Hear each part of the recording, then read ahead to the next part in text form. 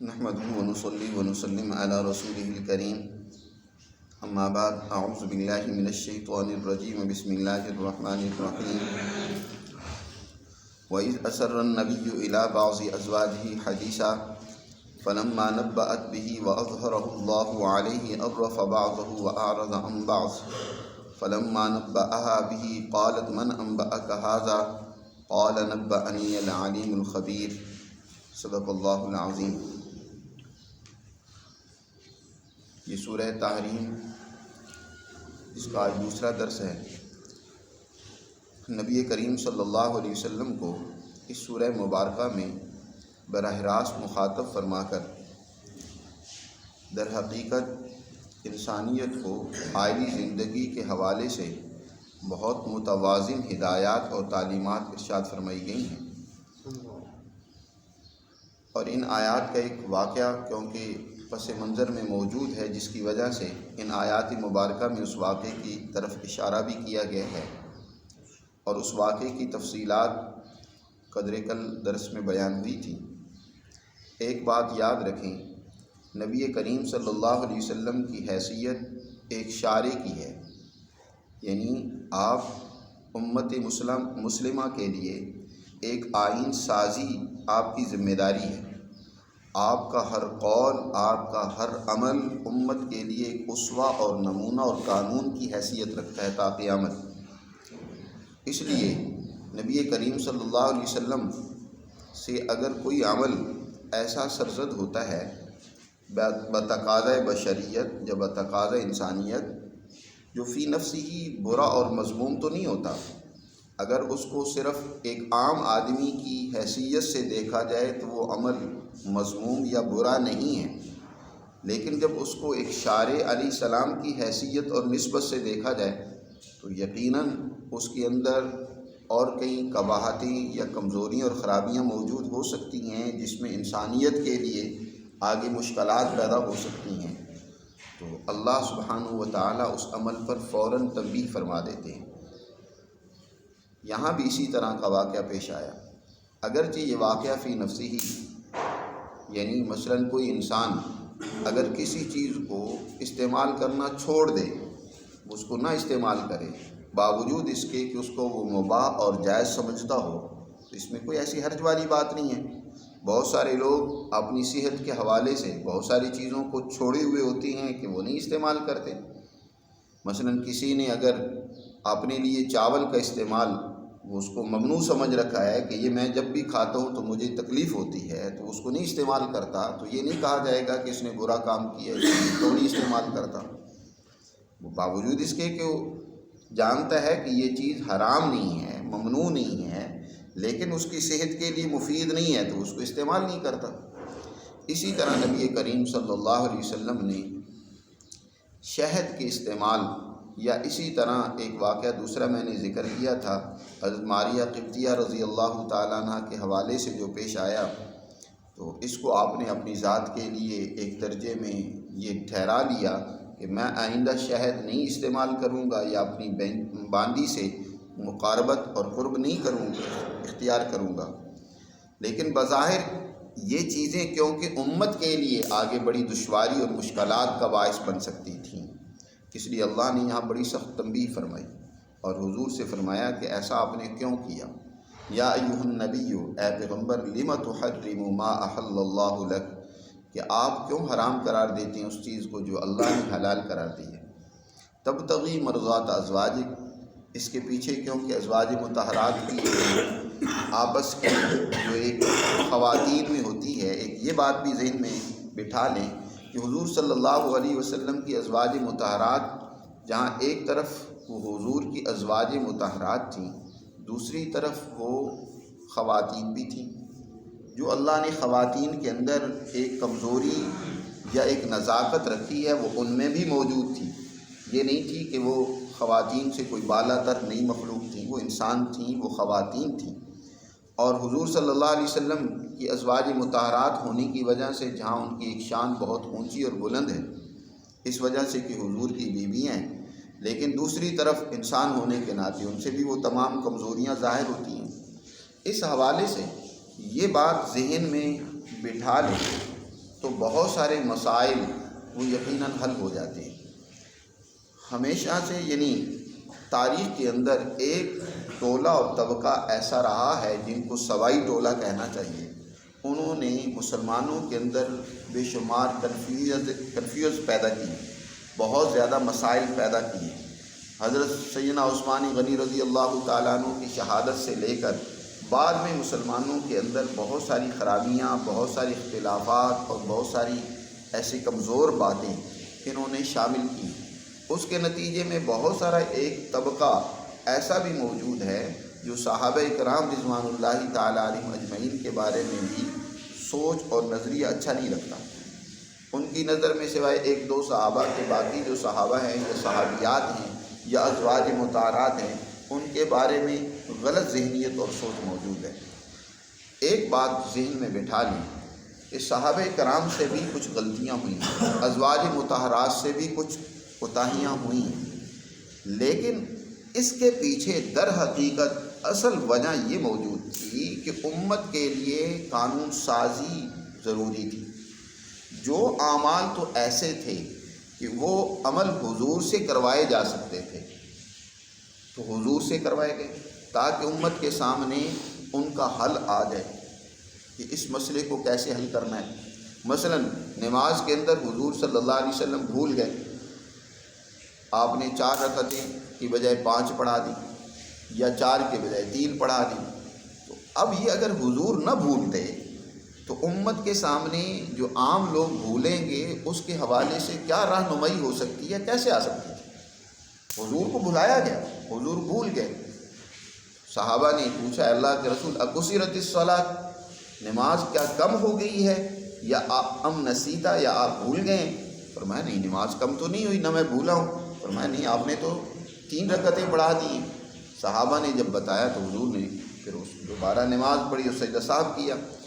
یا اسی کو مکمل کیا، بعض روایت میں آتا ہے، اور پھر آپ نے سجدہ سہو کیا۔ تو بات یہ ہے کہ یہ عمل آپ کی شان کے منافی نہیں تھا، حضور سے خود کروایا گیا۔ اسی طرح اور بھی اعمال صحابہ سے یا آپ کے گھر والوں سے کروائے گئے،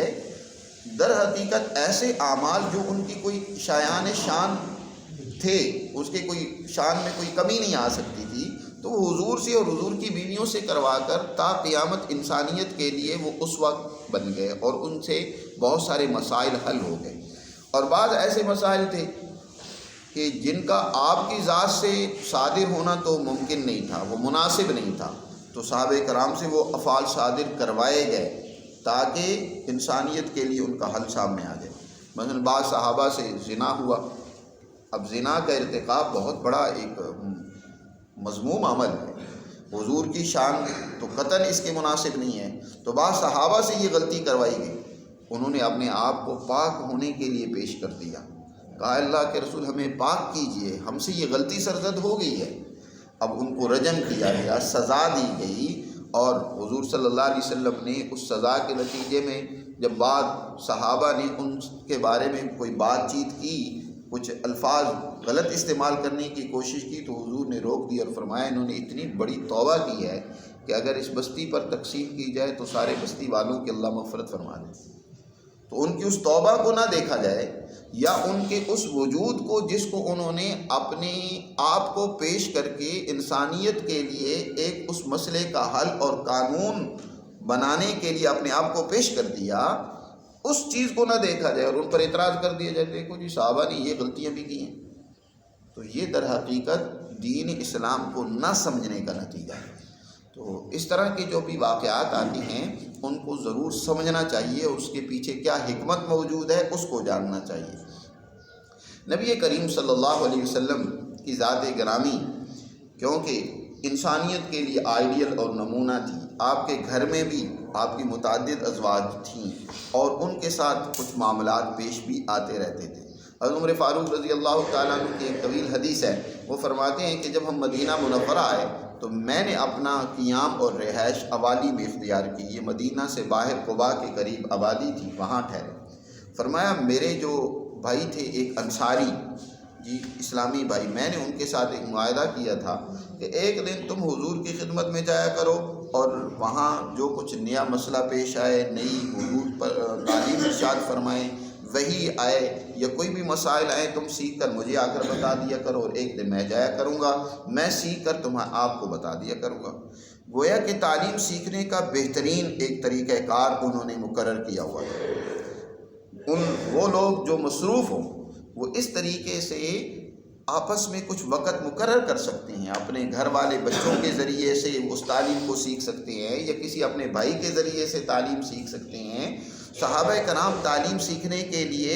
کوئی نہ کوئی طریقہ اختیار کر لیتے تھے تاکہ اللہ کی تعلیمات سے ہم محروم بھی نہ رہیں اور اپنے کام کاج بھی چلتے رہیں۔ چنانچہ عمر فاروق رضی اللہ تعالیٰ عنہ فرماتے ہیں کہ ان دنوں میں، جن دنوں میں یہ واقعہ پیش آیا، ان دنوں میں ایک دفعہ میری گھر میں بحث و مباحثہ ہو رہی تھی اپنی بیوی کے ساتھ، تو میری بیوی نے میرے سامنے مجھے جواب دینا شروع کر دیا۔ میں نے کوئی بات کہی تو انہوں نے بڑے دو ٹوک جواب دیے آگے سے۔ میں نے کہا کہ بھائی تم جب سے یہاں مدینہ میں آئی ہو نا تو تم بگڑ گئی ہو۔ ہماری قریش کی عورتیں جو تھیں وہ مردوں کے سامنے تو بولتی نہیں تھی، جواب نہیں دیا کرتی تھی، اور تم جب سے یہاں مدینہ آئی ہو تو یہاں مدینہ کی جو انصار ہیں ان کا کچھ طریقہ کار کچھ ایسا تھا کہ ان کی خواتین جو تھیں وہ ان سے بات چیت کر لیا کرتی تھیں، بلکہ بعض اوقات جیسے آج کل ہمارے معاشرے میں خواتین مردوں پر بھی غالب ہے، تو کچھ اس طرح کے واقعات پیش آتے ہوئے کہنے لگے تم نے ان سے یہ چیزیں سیکھ لی ہیں، وگرنہ قریشی خواتین کو تو یہ جرت نہیں ہوتی تھی، یہ ہمت نہیں ہوتی تھی کہ وہ اپنے شوہر کے سامنے اس طرح کی زبان کھولیں یا ان کے ساتھ بات کریں۔ تو وہ کہنے لگی اے عمر تو مجھے ڈانٹتا ہے اور مجھے تو یہ باتیں سناتا ہے، تجھے اپنی بیٹی کا علم نہیں ہے؟ وہ تو رسول اللہ صلی اللہ علیہ وسلم کے سامنے بول پڑتی ہیں اور حضور صلی اللہ علیہ وسلم کے ساتھ بات چیت کرتی ہیں، اس طرح آگے سے ان کو جواب دیتی ہیں، سارا دن بعض دفعہ وہ روٹھی رہتی ہیں، حضور صلی اللہ علیہ وسلم سے بات چیت نہیں کرتی۔ حضرت عمر فرماتے ہیں میں نے یہ سنا تو میں تو بہت پریشان ہو گیا کہ یہ کیا ماجرا ہے۔ فرماتے میں اپنی بیٹی کے پاس گیا اور میں نے ان کو بلا کر کہا کہ دیکھ تم یہاں جب سے آئی ہو نا، یہاں سے انصار خواتین سے متاثر ہو کر حضور صلی اللہ علیہ وسلم کے ساتھ اس طرح کی بات چیت کرتی ہو، ان کو ناراض کرتی ہو، یاد رکھو اگر اللہ کا رسول ناراض ہو گیا تو اس کی وجہ سے اللہ تم سے ناراض ہو جائے گا، اور تم سے اگر اللہ ناراض ہو گیا تو تمہاری دنیا و آخرت برباد ہو جائے گی۔ اور فرمایا یہ جو تمہاری پڑوسن ہے چمکیلی خاتون، اس سے جیلسی نہ ہونا، اگر اللہ کے رسول ان سے زیادہ محبت کرتے ہیں تو اس کی وجہ سے کسی غلط ذہن میں مبتلا نہ ہونا، یعنی اشارہ تھا حضرت عائشہ صدیقہ رضی اللہ تعالیٰ عنہ کی طرف کہ اگر اللہ کے رسول کی ان کے ساتھ محبت ہو، یہ جو عورتوں میں ایک رقابت ہوتی ہے، ظاہر ہر سوکن چاہتی ہے، اور پھر حضور صلی اللہ علیہ وسلم کے ازواج مطہرات ہوں تو ان میں سے ہر ایک کی خواہش تو یہ تھی کہ حضور زیادہ سے زیادہ وقت مجھے دیں، میرے پاس زیادہ وقت گزاریں، حضور سے زیادہ مجھے مقاربت ہو، حضور کا ساتھ رہنے کا مجھے زیادہ موقع ملے۔ تو یہ ایک چیز جو ایک فطرتی ہو سکتی ہے وہ ان میں بھی موجود تھی۔ تو عمر فرماتے ہیں کہ میں نے اپنی بیٹی کو سمجھایا، واپس آ گئے، اور اس کے بعد ایک دن ایسا ہوا کہ وہ انصاری عشاء کے بعد وہاں مدینہ منورہ سے حضور کی خدمت سے واپس آئے، تو انہوں نے آتی میرے گھر کے دروازے کو زور سے کوٹا، کھٹکھٹایا اور کہا کیا عمر ہیں اندر؟ میں گھبرا کر نکلا کیونکہ ان دنوں میں ایک بات وہاں چل رہی تھی کہ غسانی مدینہ پر حملہ کرنے والے شام کے حکمرانوں نے تیاری کر لی ہے، انہوں نے اپنے گھوڑوں کے نال وہ بنوا لیے ہیں تاکہ مدینہ پر حملہ کریں۔ میں نے کہا شاید انہوں نے حملہ کر دیا۔ میں باہر نکلا اور اس سے پوچھا انصاری سے کیا ہوا، کون سا ایسا واقعہ پیش آ گیا کہ تم گھبرائے ہوئے؟ انہوں نے کہا کہ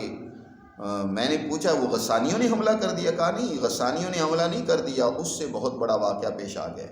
کہا کیا واقعہ پیش آیا؟ کہا کہ حضور صلی اللہ علیہ وسلم نے اپنی ازواج مطہرات سے علیحدگی اختیار کر لی ہے۔ پوچھا کیا حضور نے طلاق دے دی ہے؟ کہا جی مجھے تو اس کا علم نہیں ہے کہ طلاق دی ہے یا نہیں، لیکن یہ بات ہے کہ حضور صلی اللہ علیہ وسلم نماز پڑھاتے ہیں اور بالا خانہ پر تشریف لے جاتے ہیں، کسی سے کوئی بات چیت نہیں کرتے۔ حضرت عمر فرماتے ہیں کہ میں نے رات کو گزاری، صبح کی نماز میں نے جا کر حضور صلی اللہ علیہ وسلم کے پیچھے ادا کی، فجر کی نماز۔ حضور نے فجر کی نماز پڑھائی اور نماز پڑھا کر حضور صلی اللہ علیہ وسلم نے بغیر کسی سے بات چیت کیے حضور صلی اللہ علیہ وسلم حضرت ماریہ قبطیہ کا جو کمرہ تھا اس کے اوپر بالا خانہ تھا، ان کے اوپر آپ صلی اللہ علیہ وسلم تشریف لے گئے۔ صحابہ کرام بھی وہاں بیٹھے ہوئے، کسی سے کوئی بات نہیں کی، جو حضور کا معمول عام طور پر نہیں تھا۔ حضرت عمر فرماتے ہیں کہ میں پہلے نماز پڑھ کے جو کچھ لوگ ممبر کے قریب بیٹھے ہوئے تھے ان کے ساتھ بیٹھ گیا، لیکن مجھے چین نہ آیا۔ میں وہاں سے پھر اٹھا اور جا کر حضور صلی اللہ علیہ وسلم کے اس بالا خانہ میں جو مقرر دربان تھے، حضور کے صحابی مقرر تھے، میں نے ان سے جا کر کہا کہ حضور سے میرے لیے اجازت مانگو۔ وہ اندر گئے، حضور صلی اللہ علیہ وسلم کو بتایا کہ عمر آئے ہیں اور اجازت مانگتے ہیں۔ حضور نے کوئی جواب نہیں دیا۔ وہ صحابی واپس آ کر کہتے ہیں کہ عمر، حضور نے کوئی جواب نہیں دیا۔ حضرت عمر فرماتے ہیں کہ میں پھر وہاں سے واپس آیا اور پھر آ کر وہیں بیٹھ گیا، لیکن پھر میرے اندر وہ جو کھلبلی مچ رہی تھی، مجھے اس نے بیٹھنے نہیں دیا، بے چین تھا۔ پھر میں نے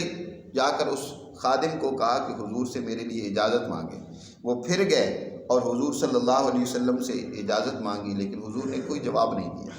فرماتے ہیں پھر میں آ کر بیٹھ گیا۔ تیسری مرتبہ پھر ایسا ہی ہوا، میں نے پھر اجازت طلب کی، حضور صلی اللہ علیہ وسلم نے کوئی جواب نہیں دیا۔ میں جب پیٹھ پھیر کر واپس ہونے لگا تو مجھے پھر خادم نے پیچھے سے آواز دی اور کہا کہ اللہ کے رسول صلی اللہ علیہ وسلم آپ کو طلب کر رہے ہیں۔ تو میں حضور صلی اللہ علیہ وسلم کی خدمت میں گیا تو میں نے دیکھا کہ حضور صلی اللہ علیہ وسلم کھجوروں کی ایک چٹائی کے اوپر لیٹے ہوئے ہیں، اور اس کی وجہ سے جسم کے اوپر نشانات بھی پڑے ہوئے ہیں۔ کھجوروں کی چٹائی پہلے صفے بھی کھجوروں کی بنتی تھی، سخت ہوتی ہیں، ان کے اوپر سجدہ کیا جائے یا لیٹا جائے تو اس کے نشانات جسم پر پڑ جاتے ہیں۔ اور میں نے دیکھا کہ حضور صلی اللہ علیہ وسلم اس کے اوپر لیٹے ہوئے ہیں اور سر کے نیچے ایک تکیہ ہے، وہ ایک کپڑا ہے، اس کے اندر وہ کھجوروں کی وہ جو لیف ہے وہ اس کی چھال کو کوٹ کر اس میں بھر کر تکیہ بنایا گیا ہے، اور حضور صلی اللہ علیہ وسلم نے اس پر سر رکھا ہوا ہے۔ اور دائیں بائیں میں نے سارے کمرے کو دیکھا تو کمرے میں سوائے چمڑے کے 2-4 ٹکڑوں کے اور کچھ بھی نہیں تھا۔ میں نے کہا اللہ کے رسول صلی اللہ علیہ وسلم اللہ سے دعا کریں کہ اللہ تعالی ہماری اوپر بھی آسانی اور سہولت فرمائے، خوشحالی عطا فرمائے کہ یہ حکمران ہیں، اللہ کے نافرمان ہیں، یہ شام کیسر و کسریٰ کے لوگ کس قدر عیاشی میں مبتلا ہیں، اور آپ سید الانبیاء صلی اللہ علیہ وسلم اور ہم لوگوں کا حال یہ ہے کہ لیٹنے کے لیے بستر بھی نہیں ہے، سر کے نیچے رکھنے کے لیے تکیہ بھی نہیں ہے۔ حضور نے ارشاد فرمایا عمر، ہمیں اس تمہاری دنیا سے کیا لینا ہے؟ یہ دنیا تو ان کے لیے ہے، ہماری مثال تو ایک مسافر کی سی ہے جو سفر کر رہا ہے اور اس نے اپنی منزل کوئی اور ہے رکھی ہوئی ہے جہاں اس نے پہنچنا ہے، تو وہ راستے سے گزر رہا ہے، اب وہ راستے کے نقش و نگار میں اور دنیا کے زیب و زینت میں مصروف ہو گیا تو اس کی تو منزل دور ہو جائے گی۔ ہمیں ان دنیا سے کیا لینا ہے، ہماری ضرورتیں اللہ پوری کر رہا ہے، بس ہو رہی ہیں۔ پھر اس کے بعد حضرت عمر فرماتے ہیں کہ حضرت ابوبکر رضی اللہ تعالیٰ عنہ بھی تشریف لائے اور وہ بھی خاموشی سے اجازت لے کر بیٹھ گئے۔ تو میں نے چاہا کہ میں حضور کو خوش کروں، کچھ ہنساؤں، حضور کی طبیعت بوجھل سی مجھے لگی۔ تو میں نے کہا اللہ کے رسول صلی اللہ علیہ وسلم، یہ قریش کی خواتین نا جب سے مکہ سے آئی ہیں نا، انہوں نے آ کر ہمارے ناک میں تو دم کر دیا۔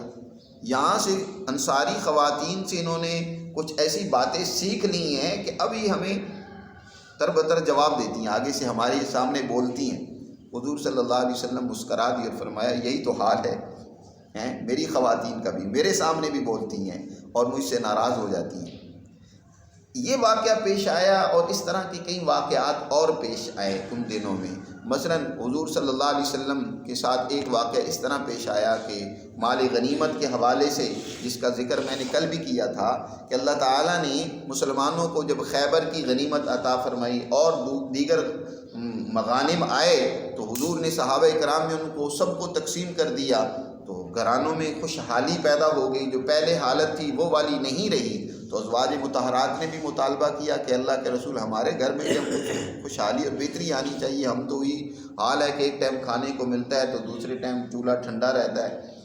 حضور صلی اللہ علیہ وسلم کو یہ مطالبہ دنیا کے حوالے سے اپنی ازواج مطہرات کا پسند نہیں آیا۔ یا اسی طرح کا ایک اور واقعہ جس کا کل بھی میں نے ذکر کیا تھا کہ حضور صلی اللہ علیہ وسلم کا معمول تھا کہ عصر کے بعد، عصر سے مغرب کے درمیان تمام ازواج مطہرات کے پاس تشریف لے جاتے تھے۔ تو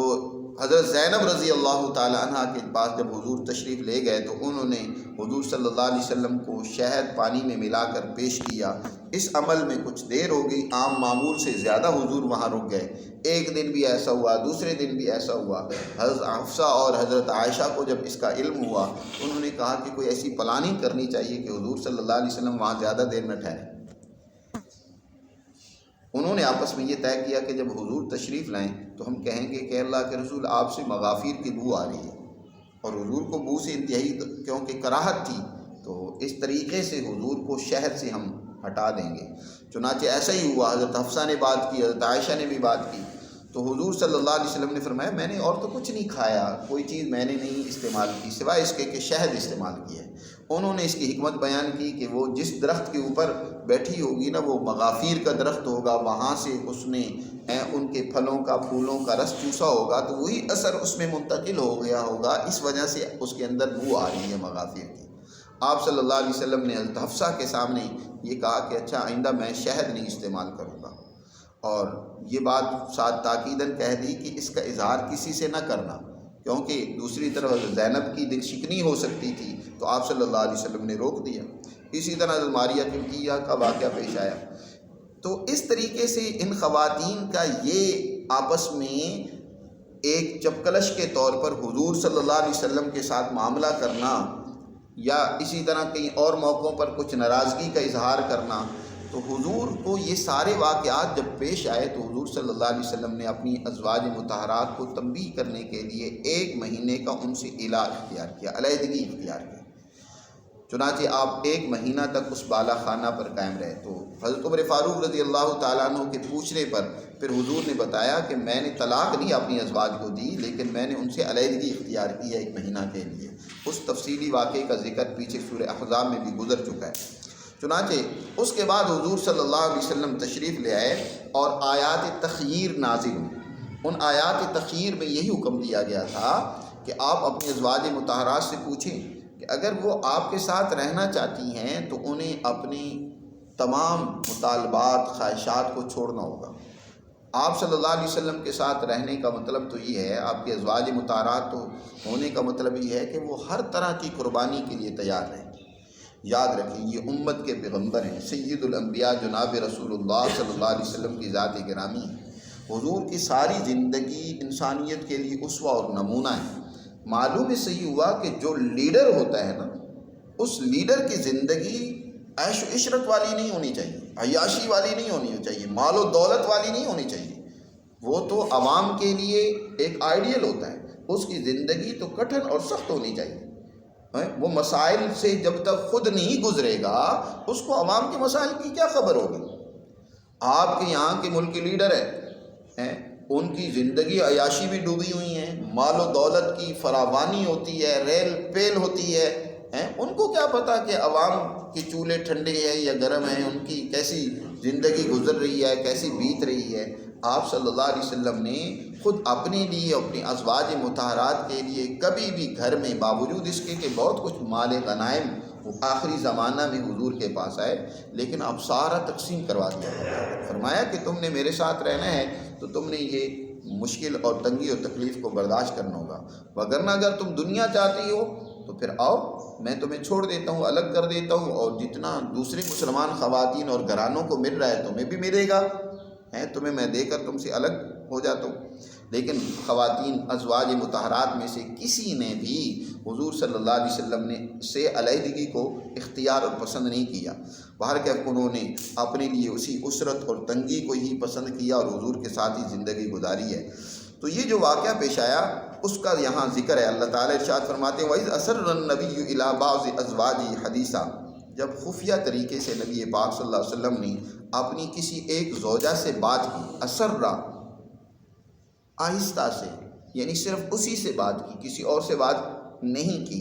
اور کہا اسے کہ تم نے آگے کسی سے ذکر نہیں کرنا۔ حضرت حفصہ سے کہا، لیکن حضرت حفصہ نے فوراً حضور کے جانے کے بعد حضرت عائشہ سے بات ذکر کر دی۔ حضرت عائشہ رضی اللہ تعالیٰ عنہ نے جو ہے وہ ظاہر ان دونوں کا آپس میں بڑا قریبی تعلق تھا، محبت تھی، ایک دوسرے سے راز و نیاز کی باتیں کرتے رہتے تھے۔ قرآن نے کہا فَلَمَّا نَبَّأَتْ بِهِ وَأَظْهَرَهُ اللَّهُ عَلَيْهِ، جب اس خاتون نے اس بات کو دوسری کو بتا دیا، وَأَظْهَرَهُ اللَّهُ عَلَيْهِ، اور اس نے ظاہر کر دیا اس بات کا، اور اس بات کو اللہ نے نبی پر ظاہر کر دیا کہ آپ کی زوجہ محترمہ نے وہ بات آگے منتقل کر دی۔ حضرت حفصہ نے حضرت عائشہ کو بتا دیا، اللہ نے وہی نازل کر کے فرمایا کہ وہ آپ کا راز نہیں رہا ہے۔ اب یہ کوئی بڑی بات نہیں تھی، لیکن در حقیقت یہاں تعلیم و تربیت دینا مقصود تھی، ازواج مطہرات کو بھی تربیت دینا مقصود تھی۔ وہ کوئی عام خواتین نہیں ہیں، وہ امت کے لیے نمونہ اور اسوہ ہیں، حضور کی ازواج مطہرات ہیں۔ تو اللہ نے وحی نازل کر کے حضور صلی اللہ علیہ وسلم کو بتا دیا، وَأَظْهَرَهُ، اور ظاہر کر دیا اس بات کو اللہ نے آپ صلی اللہ علیہ وسلم پر کہ جس بات سے آپ نے منع کیا تھا وہ بات نہیں رہی، وہ آگے منتقل ہو گئی ہے۔ عرف بعضه وأعرض عن بعض، چنانچہ نبی کریم صلی اللہ علیہ وسلم حضرت حفصہ کے پاس آئے اور کہا کہ تم نے بات آگے منتقل کر دی ہے، میں نے تمہیں منع کیا تھا کہ آگے کسی سے نہیں ذکر کرنا۔ حضور نے پوری بات پھر بھی اس کو نہیں جتلائی، ایک بات اس سے فرمایا قرآن نے کہ عرف بعضه وأعرض عن بعض، اس کا کچھ حصہ تو حضور نے اس کو جتلایا کہ تم نے یہ بات بتا دی، لیکن وأعرض عن بعض، اور بعض بات سے حضور نے اعراض کیا، اس کا ذکر نہیں کیا۔ یہاں مفسرین نے کہ یہاں کافی بات کی ہے کہ کون سی بات حضور نے اپنی خاتون کو، اپنی اہلیہ کو بتا دی کہ یہ تم نے بات آگے منتقل کی ہے، اور کون سی بات سے اعراض کیا، وہ کون سی بات آدھی چھوڑ دی حضور نے۔ تو بعض مفسرین کہتے ہیں کہ حضور صلی اللہ علیہ وسلم نے حفصہ رضی اللہ تعالی عنہ سے کہا تھا ان کی دل جوئی کی خاطر، جہاں ایک یہ بات کہی تھی کہ میں شہر نہیں سفر کروں گا یا میں اپنی باندی کے پاس نہیں جاؤں گا، وہاں یہ بات بھی بتائی تھی ان کو خوش کرنے کے لیے کہ میرے بعد حضرت ابوبکر کے بعد تمہارے باپ عمر خلیفہ ہوں گے، امت کے جو ہیں وہ حکمران اور رہنما بنیں گے، لیڈر بنیں گے۔ تو چنانچہ یہ بات حضور صلی اللہ علیہ وسلم نے ذکر نہیں کی دوبارہ کہ اس کی ضرورت نہیں تھی، نہ ہی انہوں نے حضرت حفصہ نے آگے اس کا تذکرہ نہیں کیا، تو صرف ایک بات جو پہلی تھی اس کا حضور صلی اللہ علیہ وسلم نے تذکرہ کیا۔ فلما نبأها به قالت من انبأك هذا، جب حضور صلی اللہ علیہ وسلم نے اس خاتون کو یہ بات بتائی کہ تم نے آگے منتقل کر دی ہے، تو وہ کہنے لگی من انبأك هذا، آپ کو کس نے بتایا؟ ان کو فوراً شک ہوا کہ عائشہ نے حضور سے بات کر دی ہوگی، وہ تو میری قابل اعتماد میری سوکن ہے، ان کو تو ایسا نہیں کرنا چاہیے تھا، اس لیے انہوں نے پوچھا آپ کو کس نے بتایا کہ میں نے آگے کسی کو بات بتائی ہے؟ حضور صلی اللہ علیہ وسلم نے فرمایا قال نبأنی العلیم الخبیر، مجھے یہ بات اس ذات نے بتائی ہے جو سب کچھ جاننے والی ہے، ہر بات سے باخبر ہے، العلیم الخبیر نے مجھے یہ بات بتائی ہے۔ اللہ تعالیٰ نے پھر تنبیہ کی ان دونوں خواتین کو، حضرت عائشہ اور حضرت حفصہ، ان دونوں کے ہی آپس میں، کیونکہ زیادہ تر جوڑ تھا، اور حضور صلی اللہ علیہ وسلم کے بارے میں حضرت زینب سے روکنے کے لیے جو ہے وہ اس طرح کی انہوں نے پلاننگ کی تھی، تو اللہ نے ارشاد فرمایا ان تتوبا الی اللہ فقد صغت قلوبکما، اگر تم توبہ کرو اللہ کی طرف رجوع کرو اور اس کا اظہار زبان سے کرو، فقد صغت قلوبکما، اور تحقیق تمہارے دل تو اس کی طرف مائل ہو ہی چکے ہیں۔ فقط صغت قلوبکما، یہاں بعض مفسرین نے اس کا ترجمہ کجی سے کیا ہے جو کہ درست نہیں ہے، یہ اور اسی کو بنیاد بنا کر بعض اہل تشیع نے حضرت حفصہ اور حضرت عائشہ پہ بہت طعن و تشنیع کی ہے، جو کہ قطعاً غلط ہے۔ صغت قلوبکما کا یہ معنی کرنا کہ تمہارے دل ٹیڑھے ہو چکی ہیں، ان میں کجی پیدا ہو چکی ہے، اس لیے تم توبہ کرو، یہ ترجمہ درست نہیں، اس کا ترجمہ یہ نہیں بنتا۔ صغت قلوبکما کا ترجمہ یہ اصل میں صغت یہ دونوں معنی میں آتا ہے، مائل ہونا، صغت الیہ اس کی طرف وہ مائل ہوا ہے، یا اس سے اس نے اعراض کیا، منہ موڑ لینا۔ ان اگر اس کا صلہ آ جائے تو اس کا معنی اعراض کرنا ہوتا ہے، اور اگر الا صلہ آ جائے تو اس کا معنی مائل ہونا ہوتا ہے، رغبت کرنا ہوتا ہے۔ تو یہاں در حقیقت اس کا معنی اور مفہوم یہ ہے کہ انہیں خود اپنی اس غلطی کا پچھتاوا تھا، لیکن خواتین کے اندر یہ چیز تو ہوتی ہے کہ وہ اپنی غلطی بعض اوقات مان لیتی ہیں، لیکن اس انتظار میں ہوتی ہیں کہ ہمیں منائے، ہمارے شوہر ہی ہمیں منائیں۔ جیسے خواتین میں ہوتی ہے نا، جب بات چیت ہو بھی جائے، ناراضگی ہو جائے، تو ہر ایک کی خواہش ہوتی ہے کہ وہ معذرت کرے، وہ بات مجھ سے پہلے کرے۔ خواتین خاص طور پر چاہتی ہیں کہ شوہر آ کر ہمیں منائیں۔ تو یہاں حضور صلی اللہ علیہ وسلم کی کیونکہ زنشوئی کا ایک معاملہ ہے، ایک گھریلو تعلق ہے، تو اس لیے ان کے دل میں اس چیز کا احساس تو ہوا کہ یہ ہم سے غلطی ہو گئی ہے، اور اس کی وجہ سے وہ نادم بھی ہیں، لیکن ابھی اس انتظار میں ہے کہ حضور صلی اللہ علیہ وسلم خود ہی ہمیں منوائیں گے، یا ہمارے سامنے حضور صلی اللہ علیہ وسلم جو ہے وہ اپنی ناراضگی کو رفع کرنے کا اظہار کریں گے۔ تو اللہ نے ارشاد فرمایا نہیں، ان تتوبا، تمہارے دل میں جو موجود ہے نا کہ تمہارا اس طرف میلان تو ہو گیا کہ ہم سے غلطی ہوئی ہے، اب تم زبان سے بھی توبہ کرو، تمہیں آگے بڑھ کر حضور صلی اللہ علیہ وسلم سے معافی مانگنی چاہیے، اللہ سے معافی مانگنی چاہیے، اس کا انتظار نہیں کرنا چاہیے کہ اللہ کے رسول صلی اللہ علیہ وسلم آ کر ہمیں منائیں۔ تو ان تتوبا الی اللہ، اگر تم توبہ کرو تو فقط صغت قلوبکما، اور تحقیق دل تو تمہارے اس کی طرف مائل ہو ہی چکے ہیں، تو تمہارے لیے بہتر ہے، یہ تمہارے لیے بہت اچھا ہے۔ اور اگر تم توبہ نہیں کرو گے تو پھر آگے قرآن نے فرمایا ہوا ہے وَأَظْهَرَ ان تتوبا الی اللہ فقد صغت قلوبکما وان تظاہرا علیہ فإن اللہ هو مولاہ وجبریل وصالح المؤمنین والملائکۃ بعد ذلک ظہیر۔ اگر حضور کے خلاف تم اقدام کرو گی تو پھر یاد رکھو اللہ وہ اپنے نبی کا مولا اور مددگار ہے، جبرائیل بھی مددگار ہیں اور صالح المؤمنین بھی ہیں، سچے اور نیک ایمان والے بھی اپنے نبی صلی اللہ علیہ وسلم کے مددگار ہیں، والملائکۃ بعد ذلک ظہیر، اور اس کے بعد فرشتے بھی حضور صلی اللہ علیہ وسلم کے مددگار ہیں جو حضور کا ساتھ دینے والے موجود ہیں۔ تو یہاں فرمایا اگر حضور کے خلاف جاؤ گی تو پھر یاد رکھو اللہ تو مولا ہے ہی اپنے پیغمبر کا، جبرائیل بھی حضور صلی اللہ علیہ وسلم کے مددگار ہیں، اور صالح المؤمنین سے مراد حضرت عمر فاروق، مفسرین نے کہا حضرت ابو بکر ہیں، کہ دونوں نے اپنی اپنی بیٹیوں کی سخت سرزنش کی اور کہا کہ تمہیں کوئی بھی کسی چیز کی ضرورت ہے تو ہم سے کہو، حضور صلی اللہ علیہ وسلم سے کبھی کسی چیز کا تم نے مطالبہ نہیں کرنا، حضور صلی اللہ علیہ وسلم کے لیے تو تم نے اپنی ذات کو وقف کر دیا ہے، حضور سے تعلیم حاصل کرنے کے لیے اور اس پیغام